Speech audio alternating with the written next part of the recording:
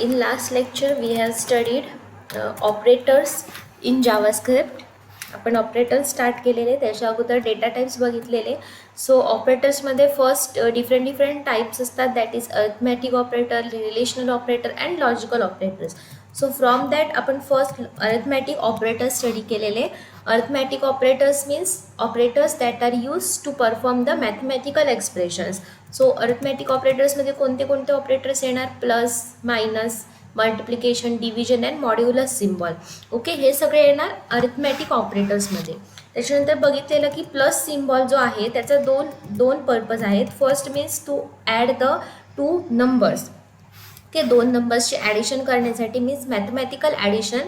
And then to add the two strings किंवा variable. आपण एक प्रोग्रामसुद्धा करून बघितलेला, त्याच्यात आपण प्लस ऑपरेटर यूज केलेलं to concat the string or variables. Okay, so now let's see next operator, that is a assignment operator. It is important to know that assignment operator is not equal to operator. Assignment operator is used to assign value of an expression to a variable. This means that value of an expression on right hand side is assigned to the single variable on a left hand side. Value of a variable may change during the next programming instructions. Okay, so assignment operator means what? आपण त्याला equal to symbol use करतो, but त्याचं meaning equal to असं आपण सांगू शकत नाही. Because जेव्हा कधी आपण जावास्क्रिप्टमध्ये एखादा व्हेरिएबल डिफाईन करतो, लाईक सी मी इथे एक व्हेरिएबल डिफाईन केलं आहे, मग आता एमध्ये मला जेव्हा कोणतीही व्हॅल्यू स्टोअर करायची असेल तेव्हा ती व्हॅल्यू मी एला असाइन करते with the help of a assignment operator. Suppose एमध्ये मला एक नंबर स्टोअर करायचा आहे 10. सो मी काय करते, एला 10 ही व्हॅल्यू मला असाइन करायची आहे. So I will use assignment operator, that is equal to operate symbol and 10. म्हणजे इथे काय केलं आहे, ए ह्या व्हेरिएबलला मी 10 ही व्हॅल्यू असाइन केली आहे. ओके, सो असाइनमेंट ऑपरेटर आपण कधी यूज करतो? जेव्हा कधी आपल्याला एखाद्या व्हेरिएबलला, सिंगल व्हेरिएबलला एखादी व्हॅल्यू असाइन करायची असेल और एखाद्या व्हेरिएबलमध्ये एखादी व्हॅल्यू आपल्याला स्टोअर करायची असेल, then we are going to use an assignment operator. Okay, see इथे सुद्धा त्यांनी दिलं आहे बघा, where P equal to 400 means it assigns the value to the variable P. पीला कोणती व्हॅल्यू असाइन केली आहे? 400. इथे सुद्धा वेअर ई याला कोणती व्हॅल्यू असाइन केली आहे? 457.930. सिमिलरली इथे एक एक्सप्रेशन क्रिएट केलं आहे, where A equal to A plus 7 evaluates the expression A plus 7 and assigns value to A. Okay, म्हणजे इथे एक्सप्रेशन ते इव्हॅल्युएट होणार आहे आणि त्याचे जे काही आन्सर आहे ते एला असाइन केलं जाणार आहे. Okay, so means right hand साईडला आपण जे काही व्हॅल्यूज तिथे एंटर करतो ते व्हॅल्यूज कोणाला असाइन केले जाणार आहेत? लेफ्ट हँड साईडला जो व्हेरिएबल आहे त्याला असाइन केले जाणार आहेत. Then expression. Now expression means what? There is a difference between algebraic mathematical equations and computer programming statement. Following statements are valid expressions in algebraic mathematics, but they are invalid in programming languages. Okay, so आपण मॅथ्समध्ये बघितलंच असेल, ए plus बी plus C असे काही expressions आपण use करतो.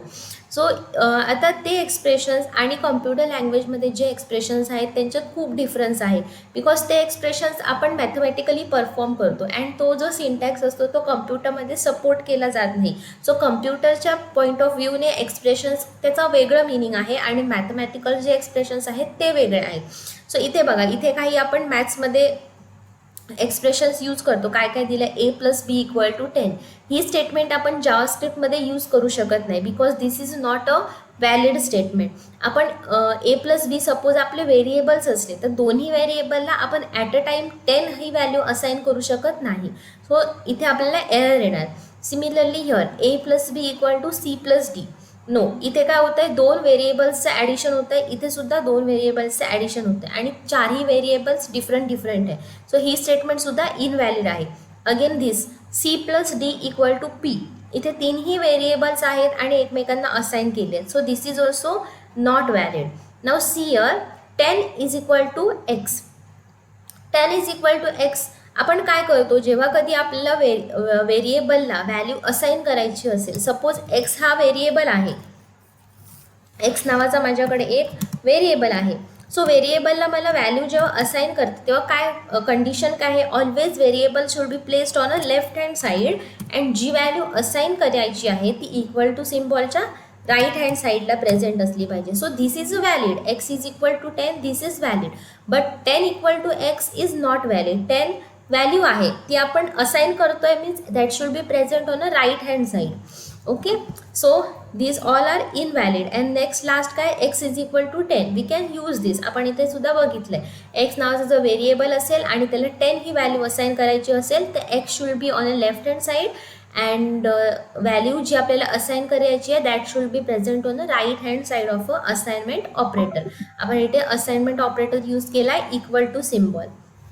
Okay, then after that note दिले बघा, remember that in programming statement equal to operator और assignment operator just evaluates right side expression and assign it to the left hand side variable so that left hand side of assignment operator always contains a single variable. Okay, आपण at a time एकाच व्हेरिएबलला value assign करू शकतो और एकाच व्हेरिएबलमध्ये value store करू शकतो. इथे असं मी करू शकत नाही, ॲट अ टाईम एक्स किंवा वायमध्ये मी 10 ही व्हॅल्यू स्टोअर करू शकत नाही. ओके, सो मला वायमध्ये सुद्धा व्हॅल्यू स्टोअर करायची असेल तर मला सेपरेटली व्हॅल्यू स्टोअर करावी लागेल, like Y is equal to 10 असं केलं तर it is a valid. But at a time मी दोन्ही व्हेरिएबल्सला एकाच लाईनमध्ये व्हॅल्यू असाइन करू शकत नाही. व्हॅल्यू असाइन करताना दोन्ही सिंगल व्हेरिएबल्स असायला पाहिजे, लेफ्ट हँड साईडला सुद्धा single value and right hand साईडला सुद्धा सिंगल व्हॅल्यू. ओके, देन इथे काही टास्क दिले आहे, do it yourself which of the following arithmetic expressions are valid in JavaScript. Okay, so आता इथे काय केलं आहे, A is equal to 25 divide by 3. Okay, इथे मॅथमॅटिकल एक्सप्रेशन आहे, this is a valid. Okay, also this is valid, this is invalid. इथे काय केलं आहे बघा, लेफ्ट हँड साईडला सगळं व्हॅल्यूज आहेत, राईट हँड साईडला 2 व्हेरिएबल्स आहेत, so this is invalid. This is also invalid. Value जी आहे ती लेफ्ट हँड साईडला आहे, आपल्याला सी व्हेरिएबलला व्हॅल्यू असाइन करायची आहे, so that should be on a left hand side आणि जी व्हॅल्यू आहे ती राईट साईडला प्रेझेंट असायला पाहिजे. Also this statement is invalid because at a time 2 व्हेरिएबल्सला व्हॅल्यू असाइन केली गेली आहे इथे, सो इथे आपल्याला एरर येणार. Then next is a relational operator. Relational operators are used to check conditions or comparison of operands. Result of relational operators is a boolean value true or false. They are used in looping and control structure. आता looping and control structure he concept तुम्हाला पुढे आहे. Control structure जेव्हा आपण study करणार तेव्हा तुम्हाला कळेल, जास्त कळेल की रिलेशनल ऑपरेटर्सचा यूज काय आहे.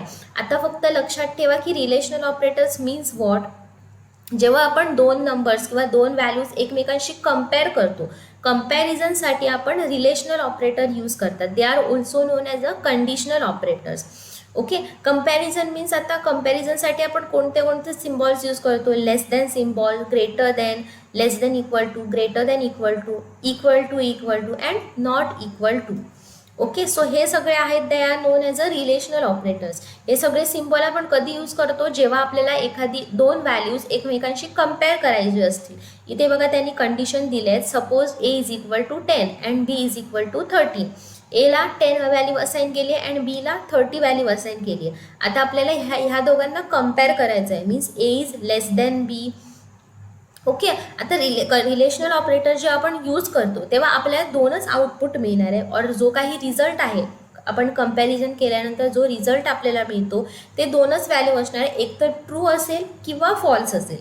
अदर दॅन दॅट आपल्याला कोणती व्हॅल्यू त्याच्यातून मिळणार नाही आहे जेव्हा आपण रिलेशनल ऑपरेटर यूज करतो. सी इथे सुद्धा बघा, आपण इथे लेस दॅन ऑपरेटर यूज केला आहे, ए लेस दॅन बी. इथे काय 10 लेस दॅन 30, येस, म्हणजे ह्याचा आउटपुट काय येणार, true. Next A greater than B, 10 greater than 30, no, means output काय येणार याचा, false. Then A less than equal to B, A less than आहे किंवा equal to B, A is less than B, that is 10 is less than equal to 30, so true. Then A greater than equal to B, false. A equal to B, false. And A not equal to B, true. Not equal to means 10 not equal to 30, that is true. Means इथे बघा relational operators कधी use केले जातात, जेव्हा आपल्याला 2 व्हॅल्यूजची comparison करायचं असेल, only जेव्हा कंपॅरिझनसाठी रिलेशनल ऑपरेटर यूज केले जातात. अँड रिलेशनल ऑपरेटर जेव्हा आपण यूज करतो तेव्हा जो फायनल रिझल्ट असतो that will be always either true or false. Other than true or false आपल्याला कुठची व्हॅल्यू आउटपुटमध्ये मिळणार नाही आहे. फक्त आपण कंपॅरिझनसाठी रिलेशनल ऑपरेटर यूज करतो. ओके, देन रिलेशनल ऑपरेटर आता यूज कधी होणार, तुम्हाला जी पुढे कन्सेप्ट आहे डिसिजन मेकिंग स्टेटमेंट त्याच्यात आपण रिलेशनल ऑपरेटर्स यूज करणार. सो आता फक्त लक्षात ठेवा रिलेशनल ऑपरेटर्स कोणते कोणते आहेत आणि ते कधी यूज केले जातात. For comparison of two values, two or more than two values. Then next logical operators. Logical operators verify more than one condition at a time or negate the condition. Okay, JavaScript has three logical operators: and, or, and, not. आता logical operators means what. See, तीन logical operators आहेत आपल्याकडे. First is a and कसं लिहिणार, दोन ampersand symbol. This operator evaluates to true only when all its operands are true. आता and हे logical operator ते आपण कधी यूज करतो, इथे बघा त्यांनी एक एक्झाम्पल दिलं आहे. Variable age equal to 25. Age नावाचं एक व्हेरिएबल घेतलं आहे, त्याच्यात 25 ही व्हॅल्यू असाइन केली आहे. देन वेअर सॅलरी नावाचं अजून एक व्हेरिएबल घेतलं आहे, त्याच्यात 50,000 व्हॅल्यू स्टोअर केली आहे. आता इथे काय केलं आहे बघा, if age greater than 55 and salary greater than 25 means काय केलं, इथे दोन कंडिशन्स यूज केले. ओके, दोन कंडिशन्स यूज केले आणि इथे अँड हे लॉजिकल ऑपरेटर यूज केलं आहे. सो अँड लॉजिकल ऑपरेटरला सुद्धा आपल्याला आउटपुट मिळतं ट्रू किंवा फॉल्स. आता ट्रू कधी मिळणार आहे, आपण इथे दोन कंडिशन्स मेन्शन केले आहेत. ट्रू कधी मिळणार, जेव्हा हे दोन्ही कंडिशन्स ट्रू असणार आहेत तरच आपल्याला आउटपुट मिळतं. आता इथे काय केलं आहे बघा, एजची व्हॅल्यू 25 आहे आणि सॅलरी किती आहे 50,000 आहे. आता इथे कंडिशन काय, एज ग्रेटर दॅन 55, बट आपल्याकडे एजची व्हॅल्यू काय 25. So 25 is not greater than 55. So ही फर्स्ट कंडिशन फॉल्स होते. आणि सेकंड कंडिशन काय, सॅलरी ग्रेटर दॅन 25,000. आपल्याला सॅलरी आहे ग्रेटर दॅन सॅलरी किती आहे 50,000 मीन्स ही कंडिशन आहे ती ट्रू होते. But one condition is false and second condition is true.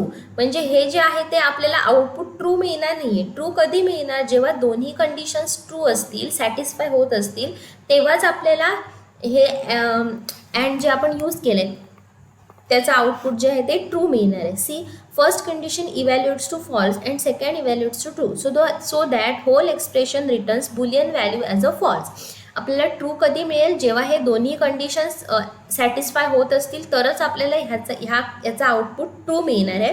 Otherwise एक जरी कंडिशन फॉल्स असली तर आपल्याला कंप्लीट कंडिशन जे आहे त्याचा आउटपुट फॉल्स ॲज अ मिळणार आहे.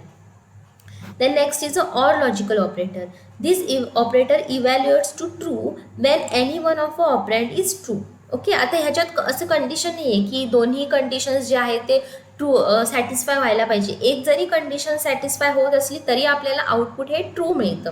इथे बघा var number is equal to -1. Okay, var नंबरमध्ये आपण एक -1 व्हॅल्यू स्टोअर केली आहे. इफ नंबर लेस दॅन 0 और नंबर ग्रेटर दॅन 0. आता हा नंबर आहे that is a less than 0 आहे, it is not greater than 0 means काय, एक कंडिशन आपली ट्रू होते, नंबर लेस दॅन 0 और नंबर ग्रेटर दॅन 0 मीन्स आता एक जरी कंडिशन जरी ह्याच्यातली सॅटिस्फाय होत असली तरी आपल्याला आउटपुट ट्रू मिळतं जेव्हा आपण इथे ऑर लॉजिकल ऑपरेटर यूज करतो. जर मी इथे अँड लॉजिकल ऑपरेटर यूज केला असता तर ह्याचा आउटपुट मला हे फॉल्स मिळालं असतं.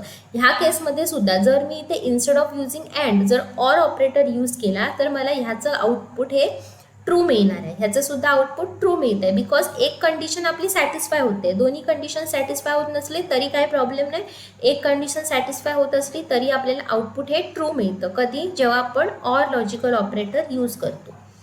Then last is a not. This is a unary operator. It is use to invert the boolean expression means boolean एक्सप्रेशनच्या अपोजिट.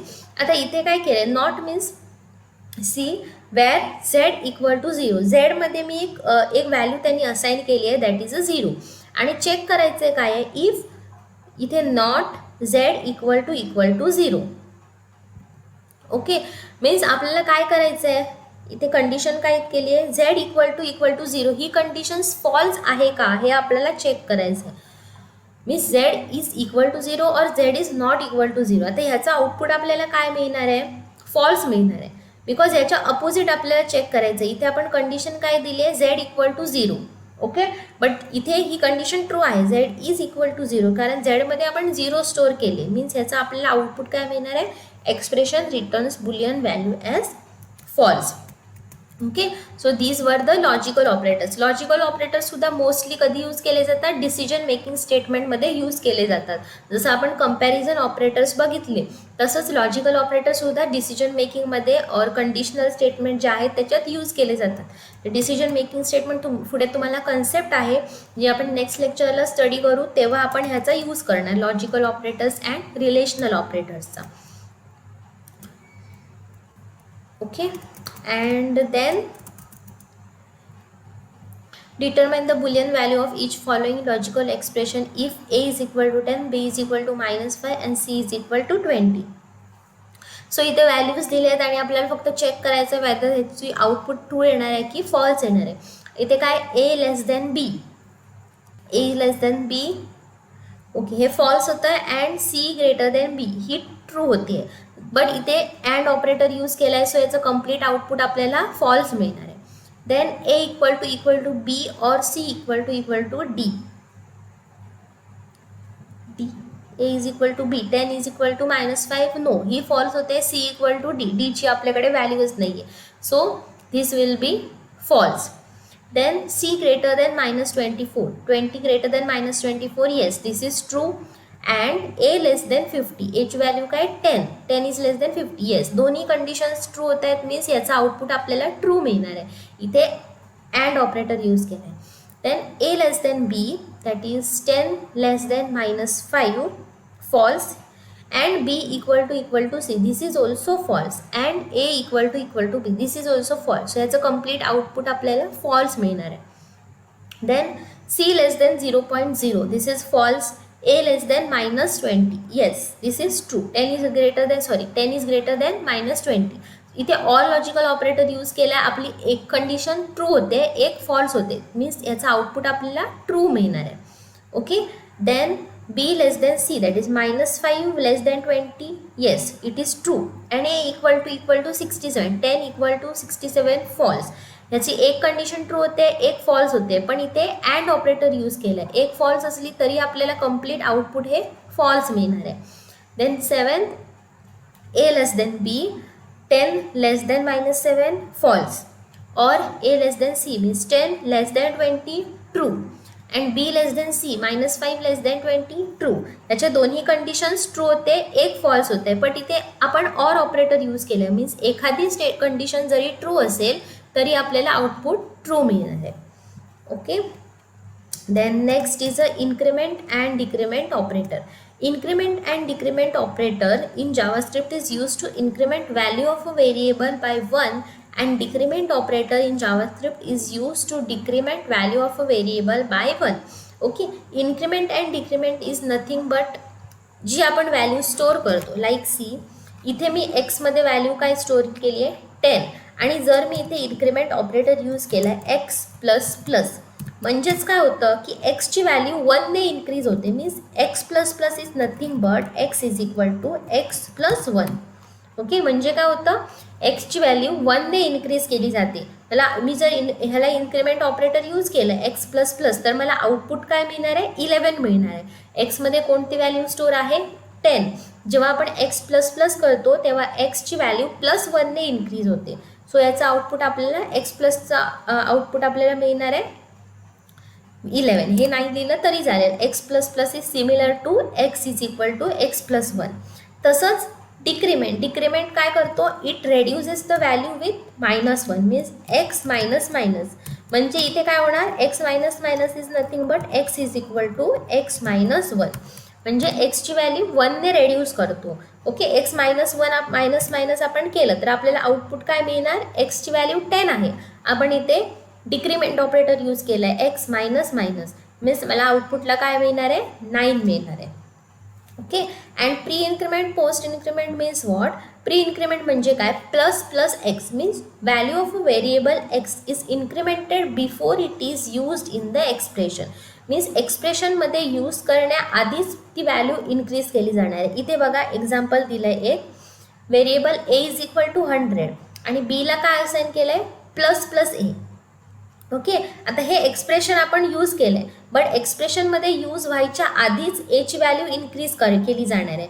बीचं आपल्याला आउटपुट मिळणारच आहे 101 बिकॉज बीमध्ये आपण काय केलं आहे, ए प्लस प्लस ए आणि एची सुद्धा व्हॅल्यू काय मिळणार आहे 101. आपण ए डायरेक्टली एक्सप्रेशनमध्ये यूज केलं नाही तरी पण त्याची व्हॅल्यू इन्क्रीज होते. Means what, before using the value of A in the expression त्याची व्हॅल्यू आधीच इन्क्रीज होते, that is pre increment. And post increment means what, एक्सप्रेशनमध्ये यूज केल्यानंतर व्हॅल्यू त्याची इन्क्रीज होणार. इथे बघा variable A is equal to 100 आणि इथे काय केलं आहे, पोस्ट इन्क्रीमेंट यूज केलं आहे, B is equal to A plus plus.